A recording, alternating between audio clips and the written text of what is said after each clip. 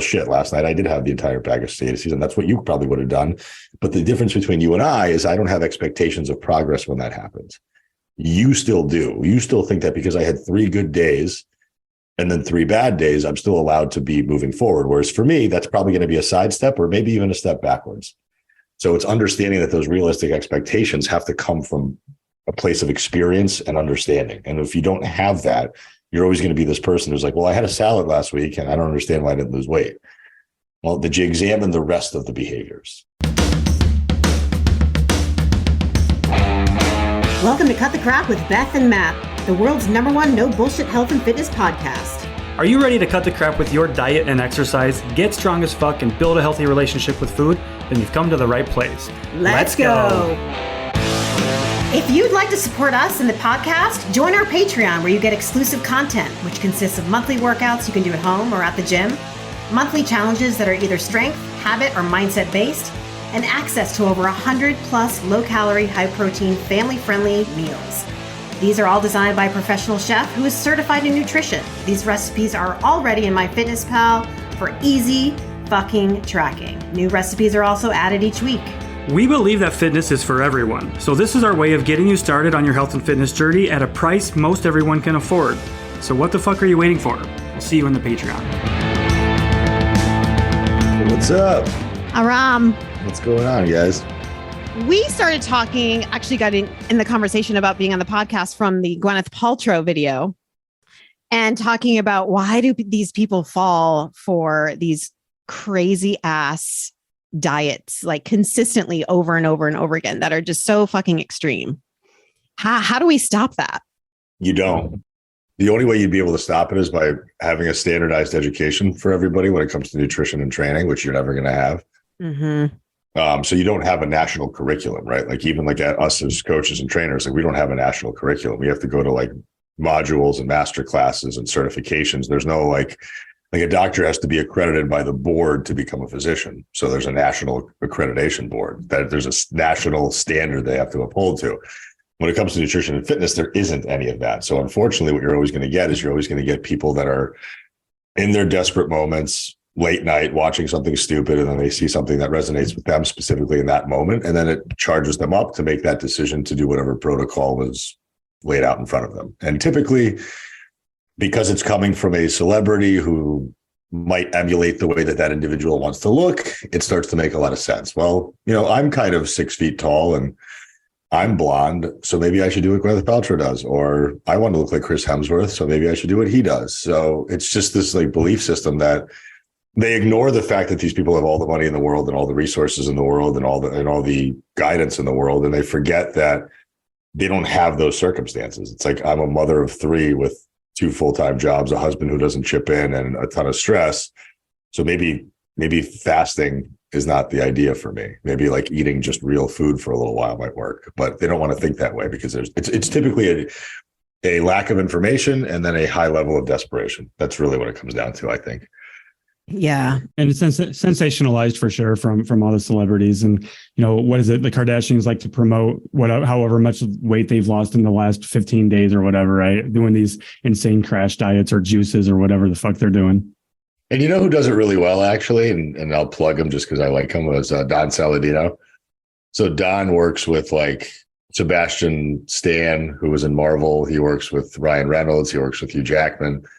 But these guys are like, first of all, you're an actor in the Marvel movies. Now, remember, when I'm almost 40, so we grew up in the time of real action heroes where fucking Stallone and Schwarzenegger and Carl Weathers, like these guys were fucking jacked. Like they look like bodybuilders.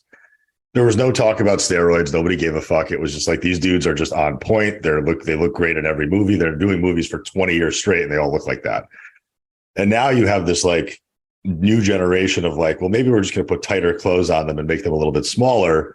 And then hopefully they'll look as big, but you don't have that same level of like muscle mass or strength that you used to. So what I think Don Saladino is doing a really great job of is he shows all the training he does with all of his celebrities. He's like, this is Ryan Reynolds doing the same shit I would have Mrs. Jones do, but he's just doing it with different caliber of weights, different intensities, different rep ranges, different rest periods. And he talks about the variance in nutrition that he uses with all these people. So he's somebody who's doing it the right way. Like he's not just like, hi, I'm Chris Hemsworth, buy my app. He's like, I'm going to teach you that this is the reason why these people look as good as they do. Mm-hmm.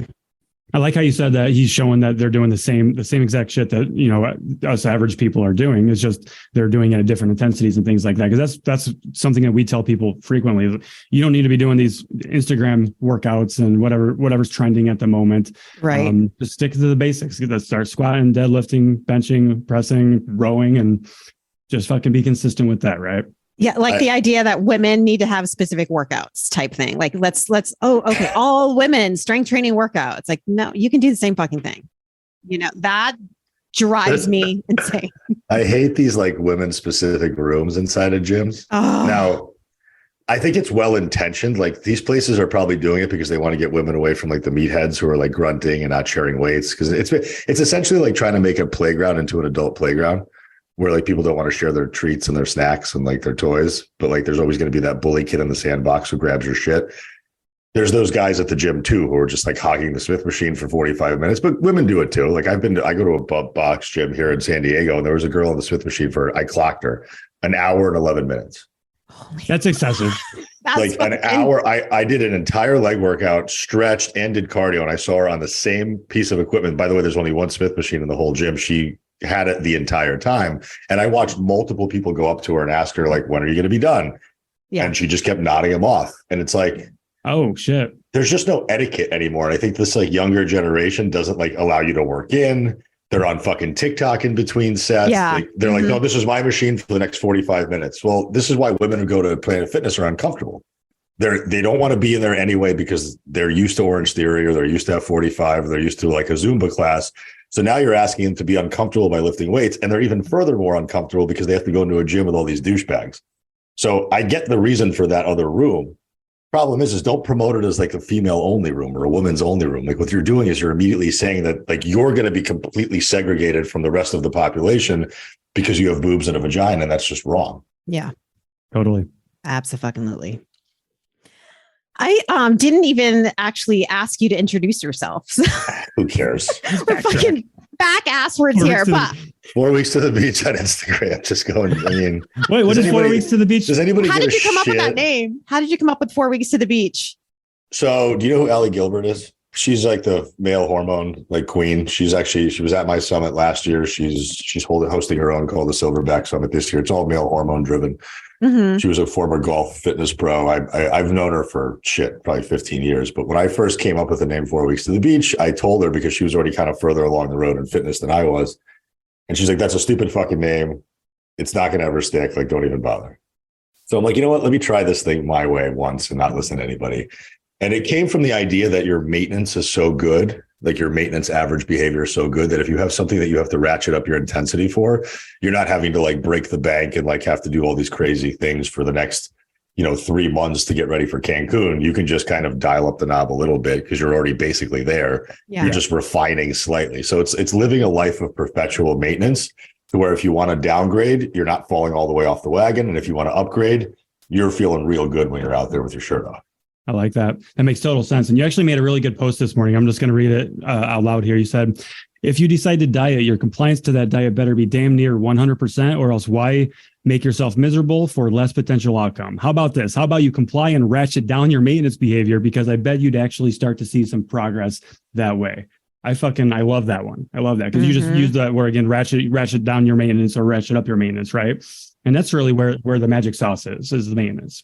I think so many people underutilize this idea of like being able to control their variables. And I think everybody thinks they have to control all of them at once. Like they're on this like switchboard, like, right? Like everybody thinks they're like walking into a recording studio and they have to know every knob that they have to pull.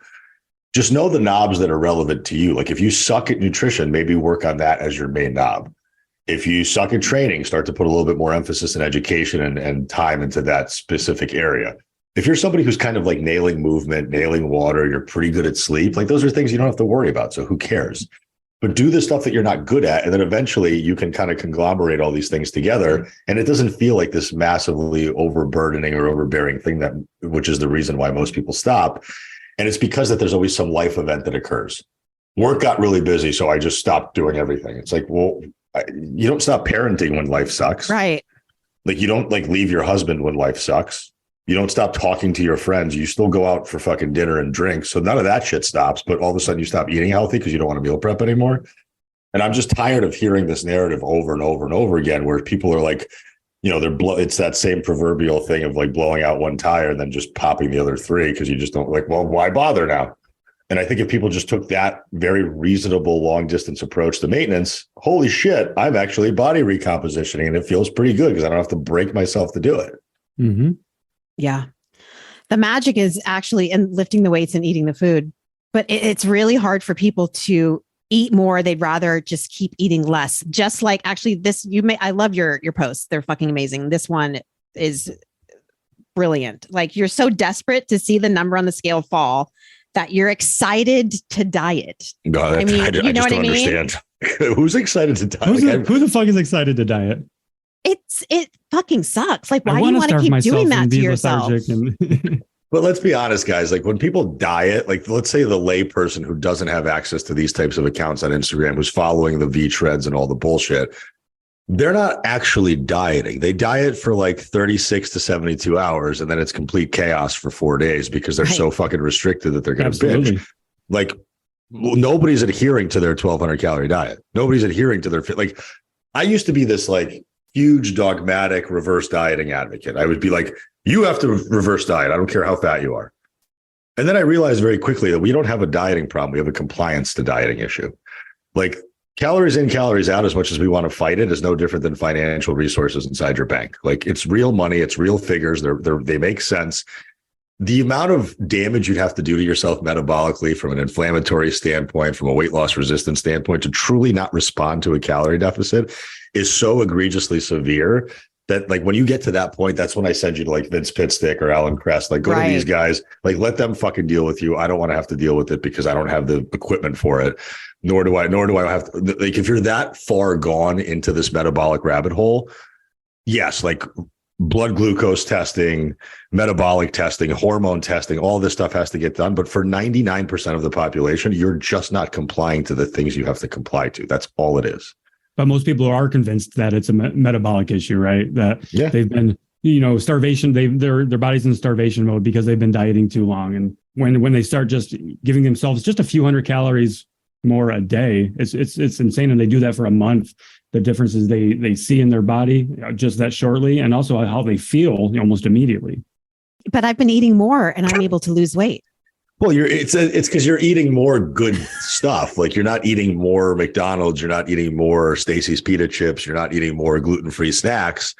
You're eating real vegetables and real protein and real fruit. That's actually real food. That's actually now starting to cooperate with your digestive system. So now you don't feel like a bloated fucking tick every single day. And I'm no different than anybody else is. Like last night, I hit my 2,700 calories, and then I got stoned on my couch. And then I ordered fucking goat puff, and I got an entire. And the reason why I said Stacy's is because it's my favorite snack on earth. I will always hit the bottom of the bag every single time. The Stacy's bagel chips, the pita chips, that's what I meant. Simply naked, just salted. Yeah, but like good. just so people are aware of how many calories are housed inside that delicious snack. Mm-hmm. So I ate the entire bag. No shame.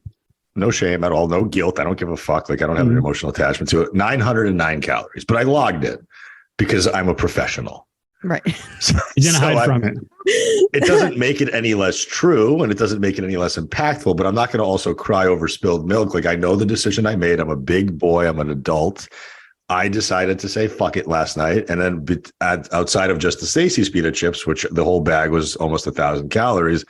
You guys ever seen like the chocolate brownie brittle that they have on like the Delta flights? Yeah. Comes in those little bags. So I had a whole bag of that also, which was 600 calories. So between just Stacy's and that, I ingested 1,500 calories of bullshit. So anybody that's telling me that they're loyal to a diet and I'm tracking everything I eat, no, the fuck you're not. Oh, I know.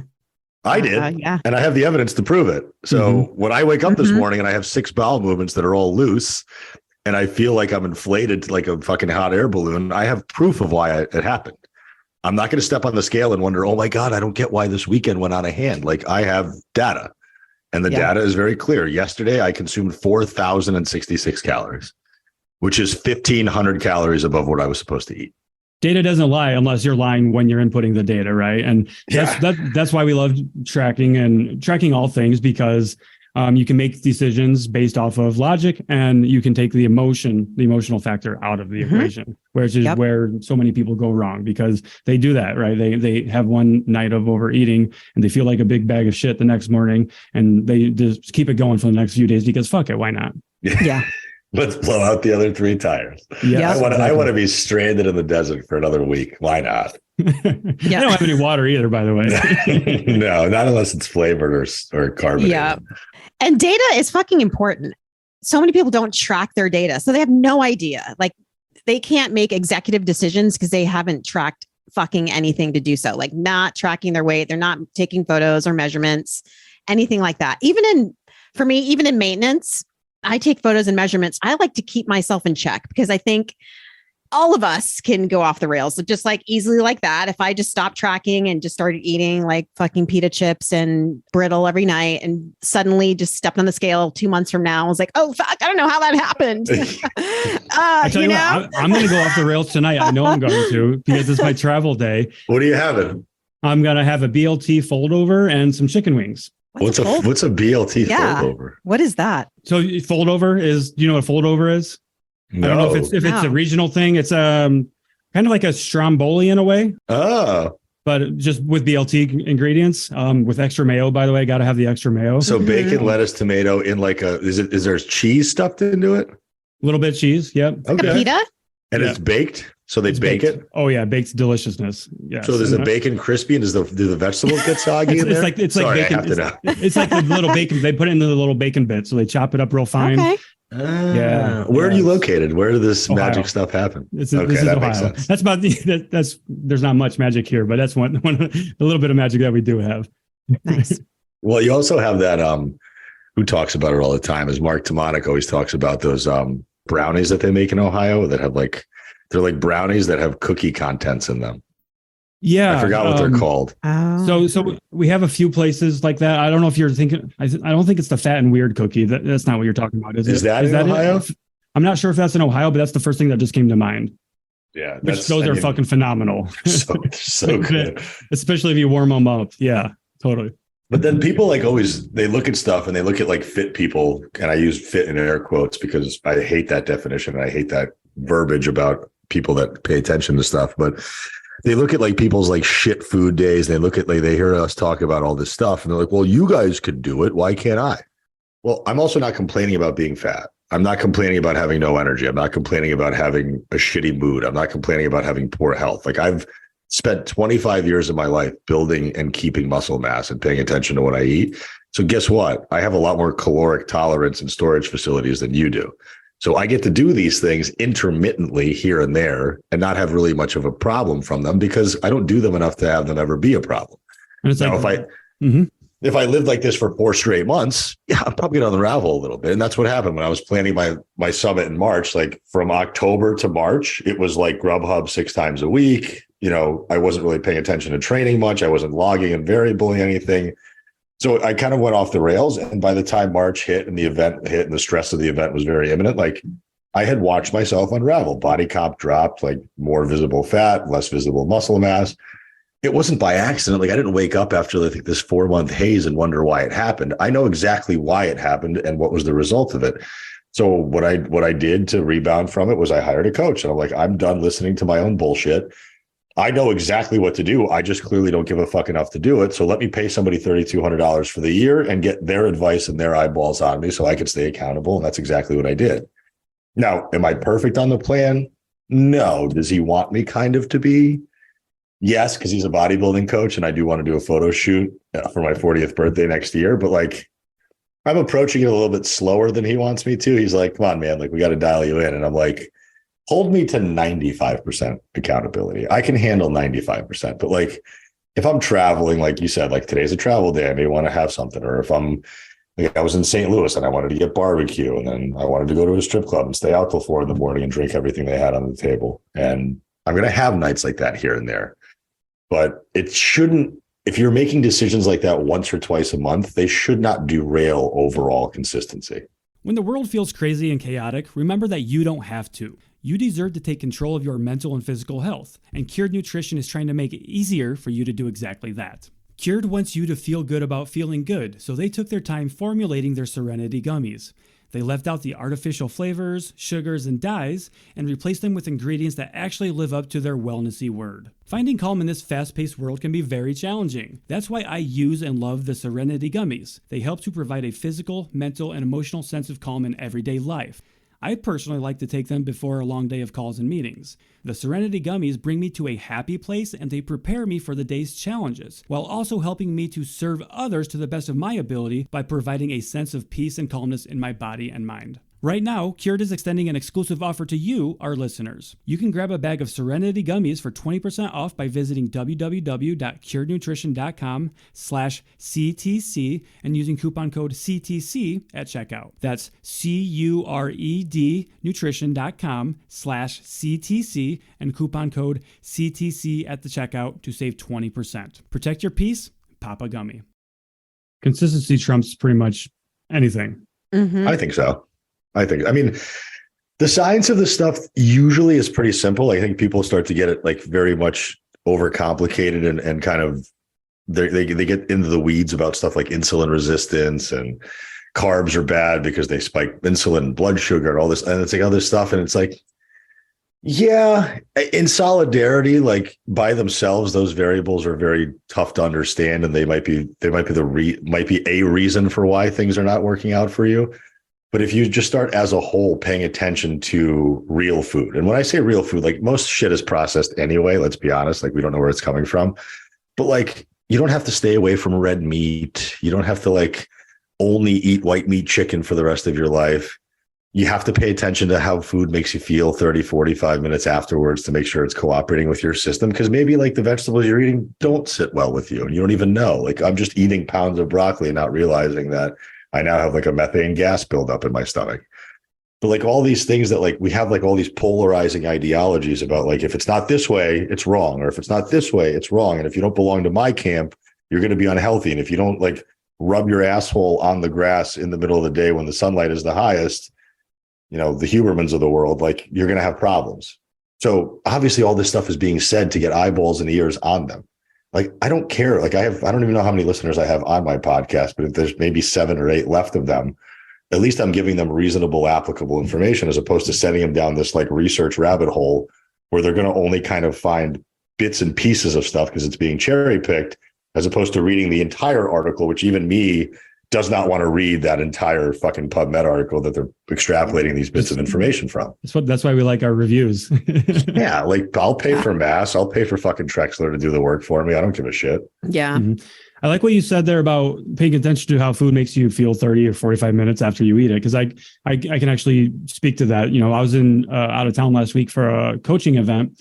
And I was speaking one of the days, and the day before that, we all went out for Mexican food for lunch. So chips, salsa, tortillas, all of that. So I naturally, when we got back to the event, I was very drowsy, basically falling asleep while watching all the presentations, and it's because I was such a carb heavy lunch, not a lot of micronutrients and things like that. So of course, the next day when I was speaking, I made damn sure that my nutrition was on point. Mm-hmm. What event was it? Clients and community. The event my own coaches, my mentors host in person a few times a year. Nice. And what was your subject matter that you spoke on? They were just speaking to me about my own journey from coaching, how I got into it and like the struggles. It was more essentially talking through quitting and believing in yourself and betting on yourself. Yeah. Well, I mean, it's so applicable to everybody that we're trying to help. And I think it's a perfect reason for why like these coaching events are important to go to, because I think once you start living and breathing what you're actually talking about, you have much better conversations with your clients. Like I noticed that as soon as I hired a coach, I immediately had more content. Immediately. Like I have to share videos with my coach, which before I didn't film anything. So that's number one. Number two, you're starting to share your own wins and losses with your clients. And they're like, wow, you're a real person. You're not like this fucking Superman that I hired who's perfect. So they start resonating with you better because you're being more vulnerable with them, because you're like, well, shit, last night I did have the entire bag of statices, and that's what you probably would have done. But the difference between you and I is I don't have expectations of progress when that happens. You still do. You still think that because I had 3 good days And then 3 bad days, I'm still allowed to be moving forward. Whereas for me, that's probably going to be a sidestep or maybe even a step backwards. So it's understanding that those realistic expectations have to come from a place of experience and understanding. And if you don't have that, you're always going to be this person who's like, well, I had a salad last week and I don't understand why I didn't lose weight. Well, did you examine the rest of the behaviors? Like what was the other, 4 meals that day or 3 meals that day? Because think about it. Let's say somebody's eating 3 meals a day times 7 days a week. That's 21 meals. I think you could probably eat 16 good ones and kind of 5 ones and probably see marginal progress for like, let's say you're very overweight. Like I'm saying 40% body fat plus. Mm-hmm. That person is going to make progress on 16 out of 21. They probably will. I mean, there's no way that they can't, because I would imagine that prior to that, they were probably like 21 out of 21 look like dog shit. And then as you start to lose more weight, what got you from A to B is not going to get you from B to C. So people always think like, I'm going to keep the same exact protocol alive for the next 15 years, and it's just going to linearly drop off all this body fat. There's never going to have to be any pivots or switches.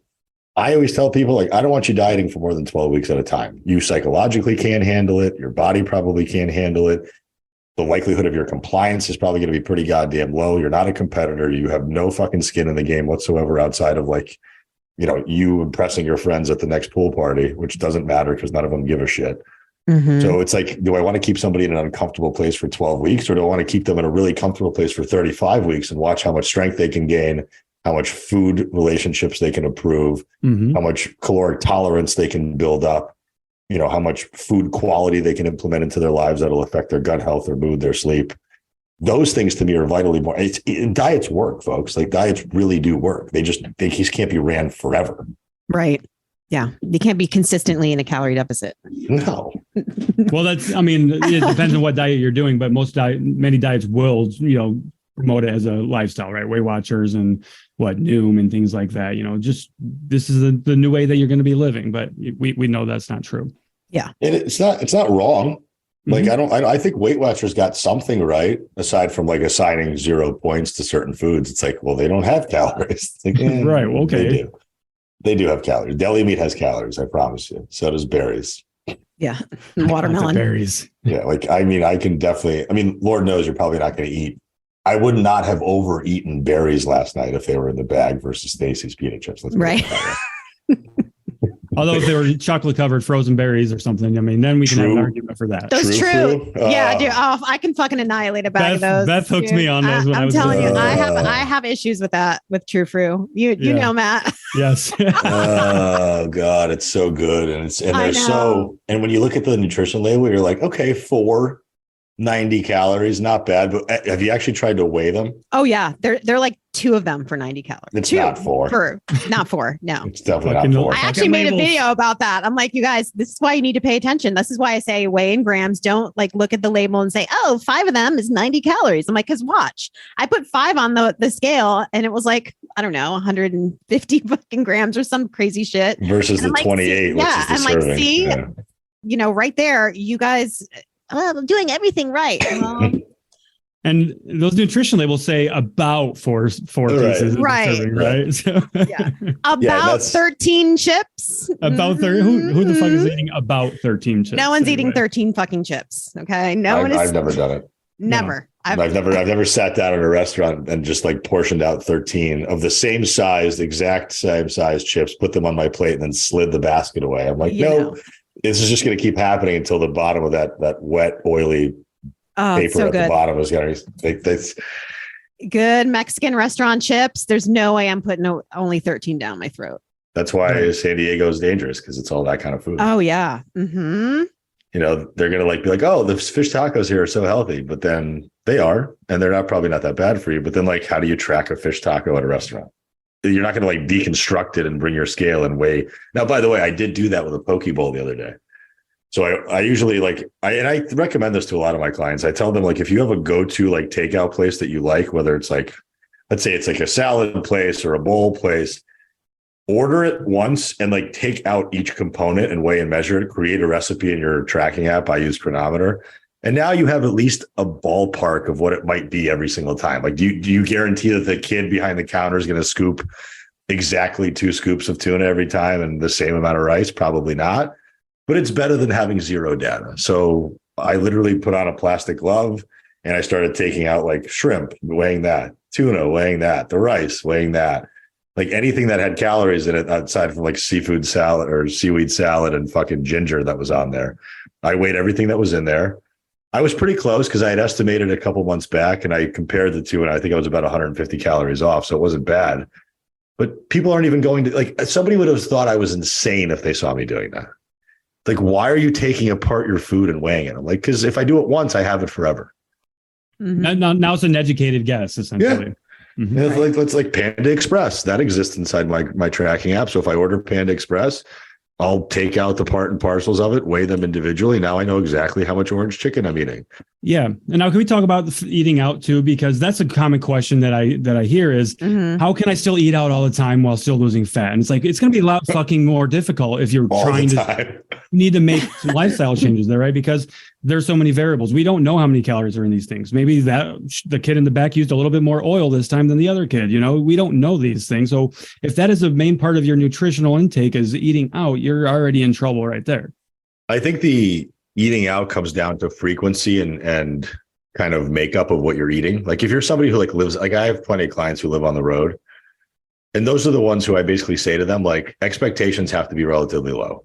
Like if you're somebody who's getting on a plane once a week to travel, I don't care. I mean, I know bodybuilders who ship all their food to their hotel room.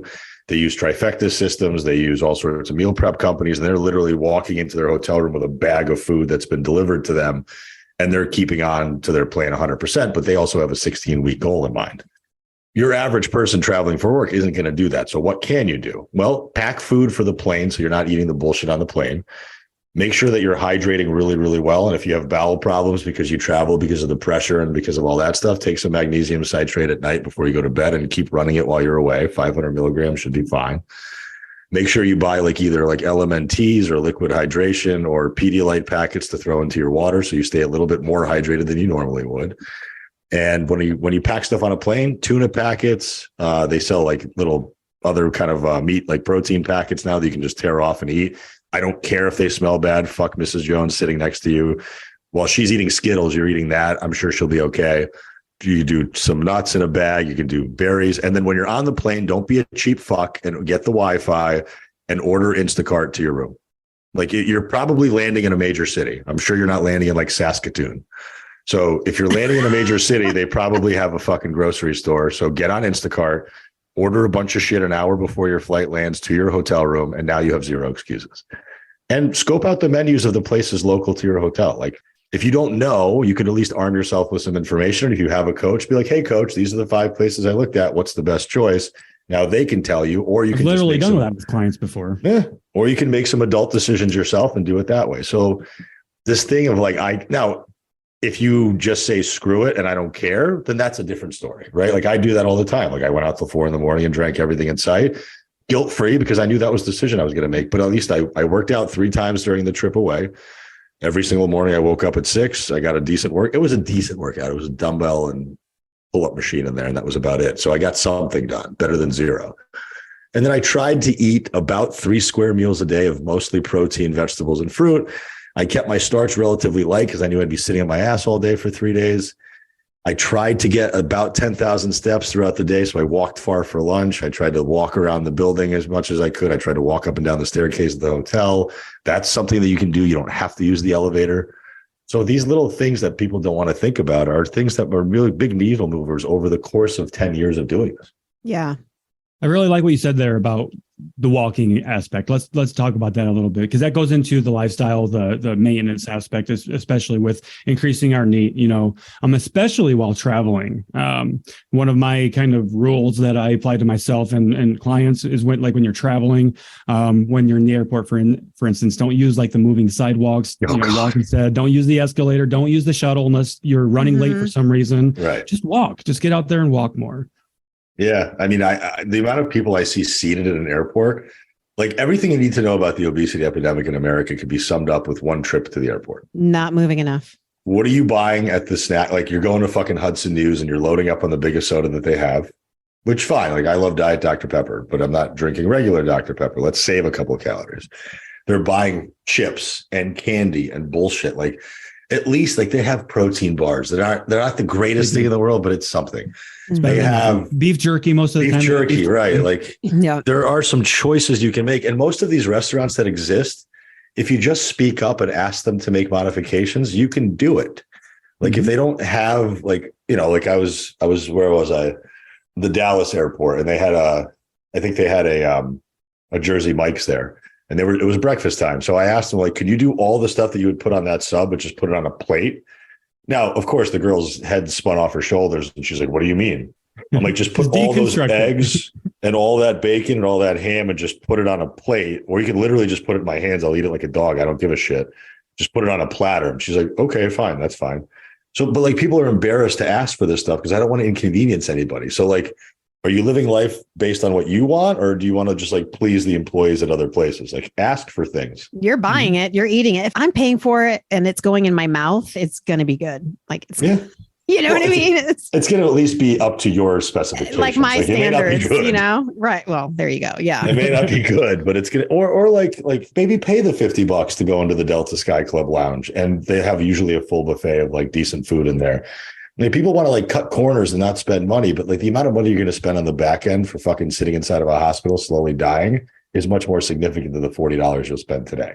But they'll spend money towards a shit ton of supplements that aren't going to work. I can tell you that. Of course. Yeah. A lot of ashwagandha that, you know, just keep dosing that and just swallowing D3 until you can't even feel it. And I don't even know what supplements people are taking anymore, because it's not a conversation I typically even have with clients anymore. Like, well, what supplements should I take? I'm like, the stuff that's on the aisles at the grocery store that are on the outside that look like bell peppers. Like, I don't know. Yeah. I get that question in my DMs all the time. What supplements do you take? What should I take? Like, supplements are to supplement. What are you lacking? You know, you don't even know what the fuck you're lacking, and you're asking me about supplements. You know, have a fruit and a veggie. Like, you probably need some fiber. You don't need Metamucil. You need fucking fruits and vegetables. The supplements that work are typically illegal. Right. Yeah, you get them from the trunk behind the gym, right? Somebody's car. The stuff that I'm on works, and it's because it's medically prescribed. And even if it wasn't, I would still know how to dose it. But like, let's be honest, like, testosterone works, growth hormone works. Like, do you want to go down that road? Probably not. So would you rather just eat the stuff that's at the grocery store that's readily accessible? Or do you want to like sit there and just, and by the way, if your digestion sucks and you're inflamed and you're not doing the right things anyway, the supplements don't matter. It's just like, you might as well just pour the bottle out on the ground as soon as you buy it. That's about the same efficacy you'll get from taking that. Because your body's probably not absorbing nutrients from real food. How is it going to break down that pill, methylate through your liver, which is probably toxified by all hell because you've been eating processed food for 20 years and you're stressed out. So your liver is not really doing its job anyway. And then you're going to put a supplement through it, which isn't going to make much sense. Doesn't make any sense at all. Majoring in the minors. Yeah. Always. Where's the quick fix, man? I want the quick fix. I want it to come off. And the reality is like, everybody's so concerned about aesthetics. If you really gave a fuck that much about what you look like, why did you let yourself go in the first place? Like, I always ask that question to all my like women that come to me like 30, 40% body fat. They're like, you know, I'm just so disgusted with how I look and feel. And they're grabbing onto portions of their fat. I'm like, okay, let's back up. What happened? Like, when did this start to occur? Like, I don't think you were born that way. No. I was an athlete in college, you know, obviously 25 years ago. I'm okay. So from 22 to 45, what happened? Well, and then it's just like, it rambles off this list of like, I got married, I had kids, I got a job, blah, blah, blah, blah, blah. I'm like, and you could not have maintained some semblance of eating during that time? Well, you couldn't have exercised at all during that time? No, but you care very, very much about how fat you are, but you did nothing to remedy it for 25 years. So don't come to me when like critical mass is now here complaining that nothing is working when you've done nothing to remedy the situation in the time you had allotted to you. Like, you're allowed to be able to train and eat well while you're a mother who's working. I see plenty of them do it. My best performing clients are my single moms that have their backs against the wall every fucking day. So if you're in a two-parent household with plenty of help, you have no fucking excuse. I'm sorry. Like, I've watched single widowed mothers wake up at 4 a.m, get their training done, drop their kids off at fucking school, go to work all day, pick them up, bring them home, cook dinner, train again, and then go to sleep at 8 o'clock at night. Right. They just want it more than you do. And here's the thing too, is when people start to take care of themselves and eat properly and strength train regularly, they become a better parent. They become a better spouse. They become a better boss, whatever they're aspiring to. Those things are going to improve those aspects of their life. Absolutely. Not to mention the example you're going to set for your, like, how dare you let yourself go when your children are watching? Like, I don't have kids and I never will because I fucking hate them. But like, if you have children, and I'm sorry if this offends anybody, but fuck you if you're eating like shit in front of them. Like, you might as well just pull out a bag of Coke and start doing it in front of them too. We just did a podcast about that, actually. We did last week. Yeah. Like, take out the blow. Let's take out the booze. Let's get them started early because you're going to fuck them up with all your bullshit anyway. Mm-hmm. Like, well, I can't eat. I have to keep snacks in the house for the kids. No, you don't. Right. Are they getting on their bicycle at 9 and going to pedal their way to Stop and Shop to buy shit for themselves? No, they're not. You are. So you're enabling them. Thank you. Just because the kids at school have fucking Pop-Tarts and everything else doesn't mean you have to feed them that shit. Like, you would never in a million years start taking shots with your children or start blowing lines or start fucking doing heroin in front of them. But you have no problem. Let's bake a cake and eat the whole fucking thing together. Like, if you want to teach them how to bake, great, bake and then throw the shit out when you're done with it. Like, what did it cost you? $14 to bake it?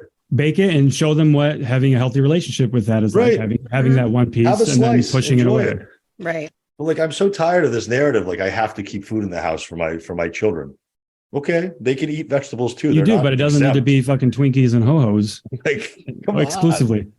Everyone else is the priority but themselves. But they're doing their children a disservice by acting that way and placating to these problems. Oh yeah, I agree, 100%. Totally. Like, what? Like, why would you want? Like, you have problems, right? Like, let's say you're a 45-year-old woman with body dysmorphia and disordered eating and all this stuff. Why are you setting up your children for the same exact problem? I just don't understand it. Like, I'm mentally fucked up and haven't dealt with my demons. So I'm going to download all this stuff onto my children that are highly impressionable and watching every one of my moves.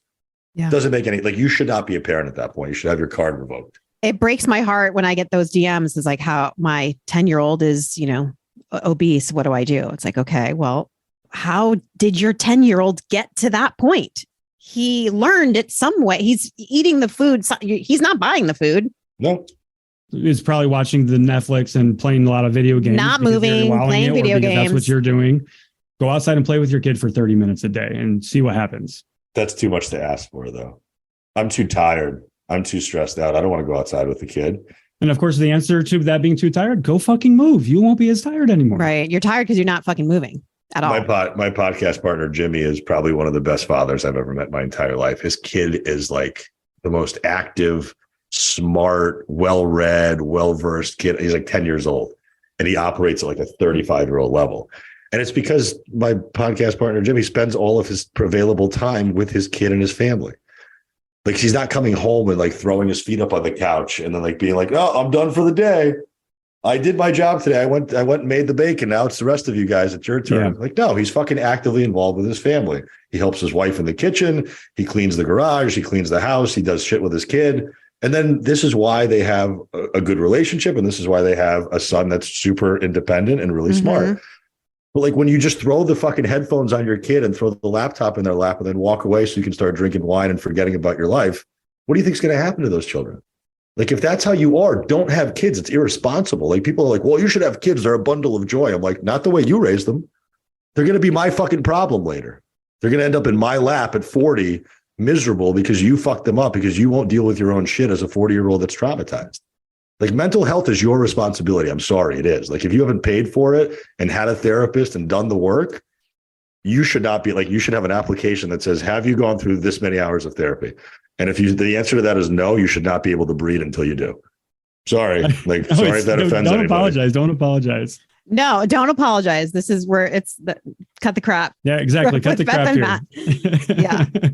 I'm obviously highly opinionated. We got to be honest with ourselves. People are always asking me like, oh, like, why don't you have children? I'm like, why would I want to bring children into a world like this today?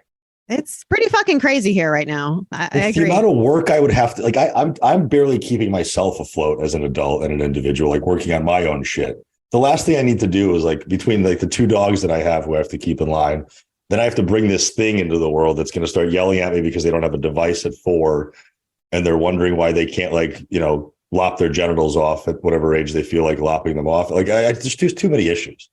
Like, and if you're just not equipped to handle that stuff, then just be honest with yourself. Be like, maybe a child is not in my future for right now. And that's okay. Maybe mom and dad will be disappointed, but they're going to probably die before they can make that decision anyway. So live the life that you want to live under your own terms. And if you decide that you're going to make these decisions, you still have a responsibility to uphold your own lifestyle on top of being able to have the responsibility of somebody else. And I'm very, like, I get it. I don't have children, so I can use, people can be like, you don't understand. You're right. I don't understand, but I don't want to. And it's the choice that I made. So if you chose to have children, you still should be able to uphold your health, and you should still be able to do that mentally and physically so that your children have a good example of how to do it. Because God, it's a moral obligation. Absolutely. Like, what? And this stuff isn't going to be taught at schools. Your kids don't have any chance at school with that stuff. No, they have to learn. We talk about that all the time too. It's like there's no nutritional education at school. No, of course just look not. at the lunches that they're getting fed at fucking school. It's atrocious. Yeah, pizza and maybe they get a fruit, but it's like the fruit doused in fucking syrup. Fruit cup, like fruit one of those. Yeah. Funny, on to that point, did you know that pizza is considered a vegetable by school lunch standards? Of course. I remember when they changed that and there was a big uproar, which that it should be, because it has a fucking tomato sauce on it. Yep. So it's a vegetable. Tomato sauce that's probably primarily sugar. So yeah, we have vegetables in school now because they're tomato sauce based. Yep. So the amount of it's when you say this stuff out loud and people listen to this stuff and they're like, oh, okay, this makes a lot of sense. But why don't you do this type of critical thinking when you're out in the world? Like when you're sitting down at a restaurant, when you're taking into account your daily habits, why can't you exhibit the same level of logic and reason that you can all of a sudden wake up with after listening to a podcast like this? And why doesn't this happen on your day to day? And that's the question I want to ask every listener that's out there, between it's your podcast, my podcast. You guys aren't stupid people. You guys have careers, you have kids, you've been capable of things your whole life. Like, clearly, if you care enough about yourself to listen to this podcast, you're obviously progressive enough to care. Why can't you make these decisions? Why do I have to tell you to? That's a great question. Please let us know. Yeah. Let Aram know, let Beth and myself know. DM us and let us know. We want to know. We might be out of work, but I honestly want to work myself out of a job. Yeah. Yeah. If we do our jobs well, people won't need us anymore, right? And or really with our podcast, all the free information we give out there, it's like, don't hire me as a coach. Here's the shit that you should be doing. You're still not doing it. Okay, now you can hire me to figure why the fuck you're not doing it. Right. Yeah, but you can't. I had a woman that reached out to me once. She was a hairdresser here in San Diego, and she's like, "I want to work with you because I love your Instagram page, but can you promise me results?" I said, "No." Oh, I can't stand when they ask me that. How can I possibly promise you results? Can you guarantee? Can you promise me compliance? And even if you did, does that even ensure that you're going to get the result that you're hoping for? Because your idea of results, and by the way, she wanted to grow an ass, but refused to eat over 10 calories per pound of body weight, and said that the girls at her gym are growing an ass at like this astronomical, like every month it's getting bigger. I'm like, and they're probably properly fueling their body. I don't know that it's actually like, did you really quantify? Like, are you measuring their hips every single month, or are they just telling you they're growing their ass? Like, so like this, and I spent the weekend with my family in Florida, and how disgusted I left after that weekend, just listening to every one of my family members bitch about like not sleeping, feeling like shit.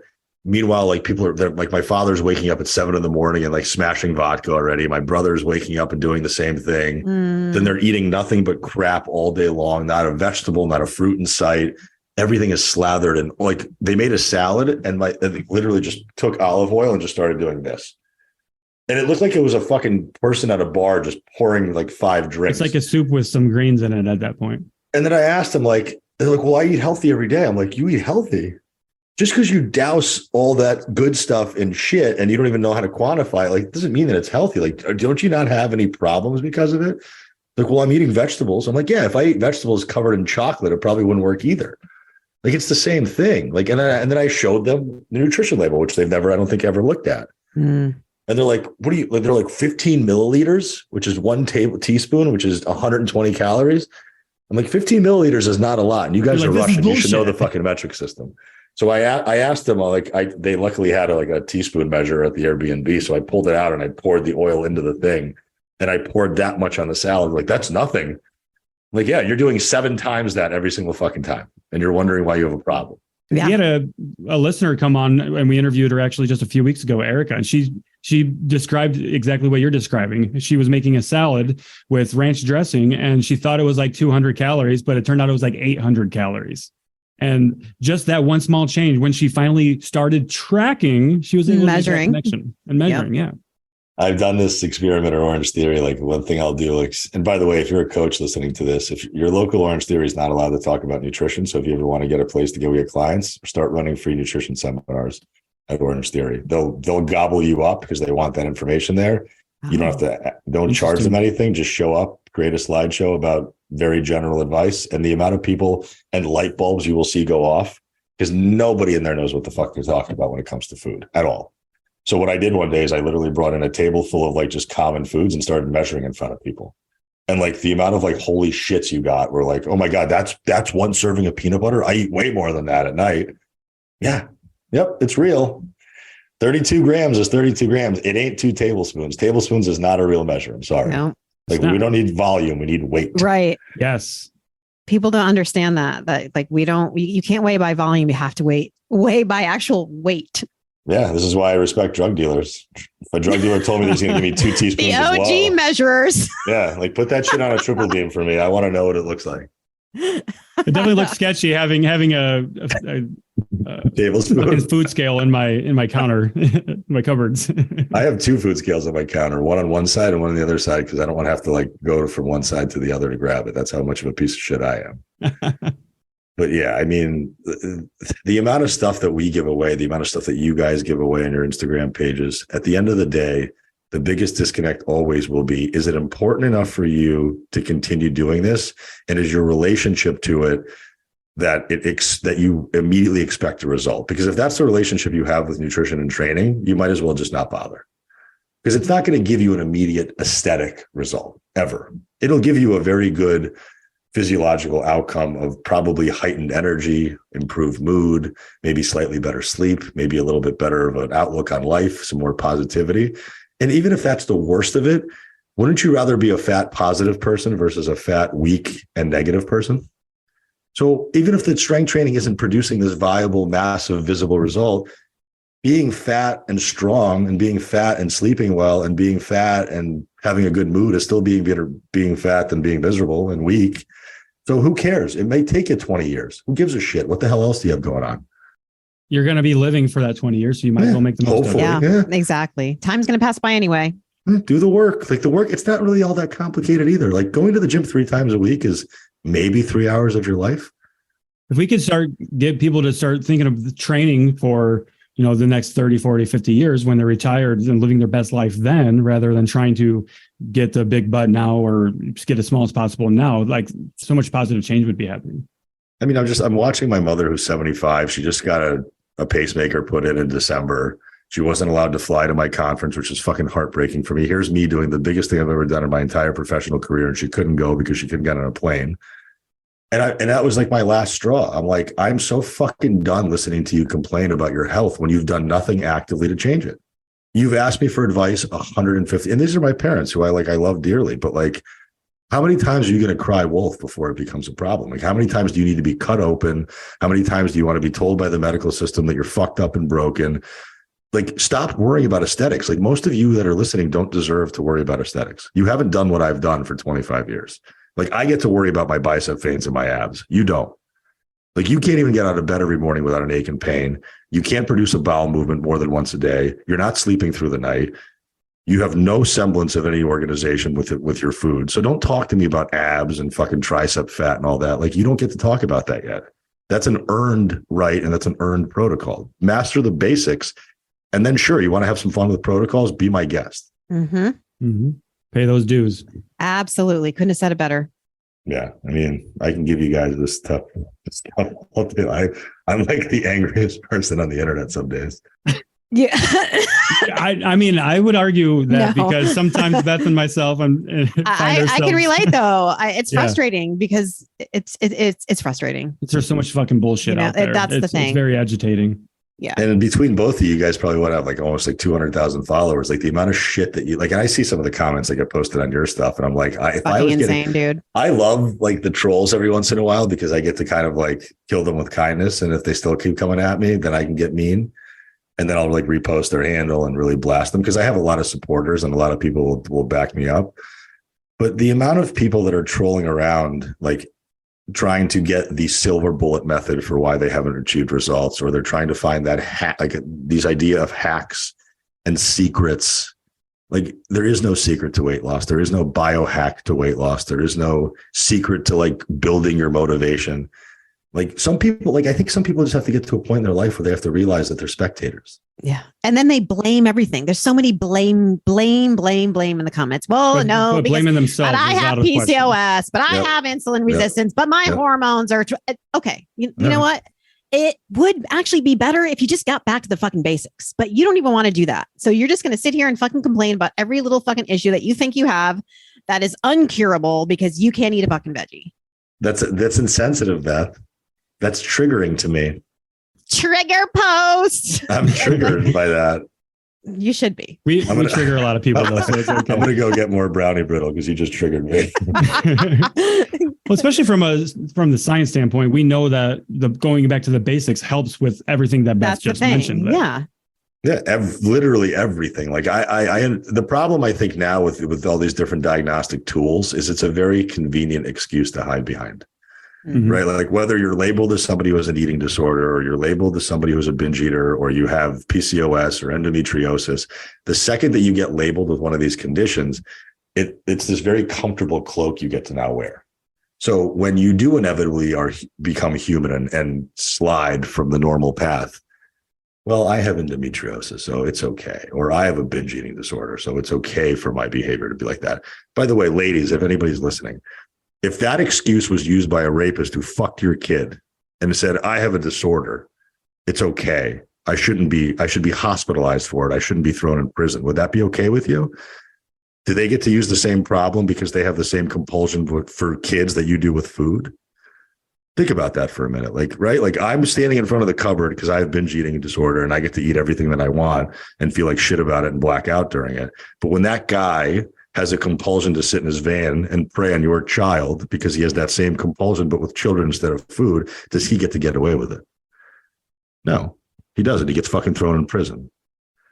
But you get to walk around and keep saying that I'm going to live behind my disorder and do nothing about it. Like you better be actively working on it. And if you're not, don't talk to me about fat loss. Talk to me about mental health first. Yeah, definitely. Because there's mental health is the forefront of a lot of our issues with food, with exercise, with our body. And it goes back to what we were talking about earlier with setting good examples and being those role models for our kids. Is we probably, if we're fucked up now as adults, we probably inherited that or learned that from our own parents or our grandparents, whoever was raising us. Yeah. Watch The Whale. If anybody hasn't watched The Whale yet with Brendan Fraser. Oh my God. I need to do that. It's on my list. Thanks for the reminder. I'm going to write that shit down because I need to watch that. Just don't eat a half a gram of mushrooms like I did before I did it. I got a little too spiritual and involved with that movie. I was fucking sobbing like a 3-year-old girl for a very Sometimes long you need time. that though. It was very cleansing, but like a lot of, and the amount of like bullshit that came out when that movie came out. Well, this is fat shaming and fat mongering and fat porn. I'm like, no, it's an expose on mental health in our country is what it is. And it was acted very beautifully by a man who's super talented, who didn't even take the award that was given to him because he didn't want to glorify his performance. So like, here's a movie that basically says that a guy who's traumatized used food as a coping mechanism and essentially killed himself with it. And it's immediately fat shaming porn. Like, no, it's just shining a light on a really very real problem that we don't want to admit. Mm-hmm. Yeah. And like the more stuff that comes out like this and this polarization in our country that exists with nobody wanting to take responsibility for any action whatsoever, it's a sad state of affairs. And we're running, like, we are never going to run out of work. Like, we're going to all get busier. Online coaches like us will just keep making more and more money because none of this will ever change. Like, we could be putting out free education to the point where we're coaching people for free and we still won't get the result we want because people still won't comply. Like, but it's not going to stop me from doing what I do. It's probably not going to stop you guys either. But at the end of the day, people have to be responsible and say, I don't have a coaching problem. I don't have any of these problems. I have an application issue and a consistency issue. That's it. Once that gets resolved, because the why is now strong enough, I'll probably do it for the rest of my life.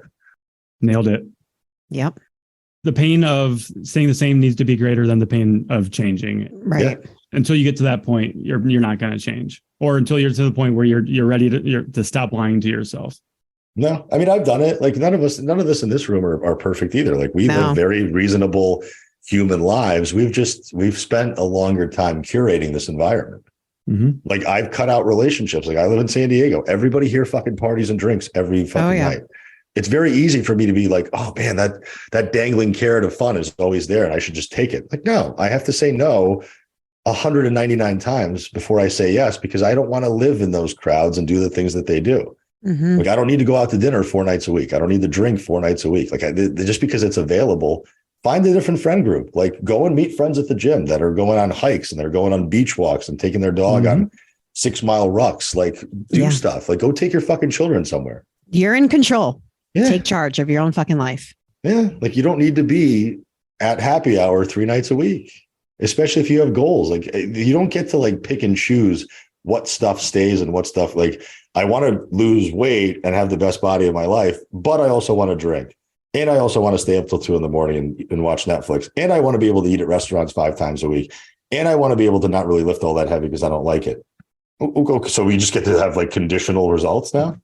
Like I want to make $3 million, but not to go to work. Fine. Start an OnlyFans page and better hope fucking people love your feet. There you go. It just doesn't work that way. Our bodies don't work that way. And we can try to convince ourselves otherwise, but you're only lying to yourself at that point. Absolutely true. Yeah. Yeah. I'll have to have you guys on my podcast because you guys will love my partner. Jimmy is a hopeful pessimist, and he works in a school system in New Jersey as a health ed teacher. Wow. And he actually created a nutrition curriculum, which he had to battle for years to get established because they wouldn't let him. Good for him. And he's like, every single day he's on the cusp. Like he wants to quit so badly, but he's like hanging on to this like 4-year from now pension that he's got coming. And the amount of like disgust and disdain he has for the system is high. And I don't blame him. He's been in the system now for this many years and he's tried to change. And the amount of loopholes they put you through to get anything to go through, the amount of education that they don't allow you to give to kids, the amount of support you're allowed to give them is not there. So it's a systemic problem. Totally agreed. It is. Yep.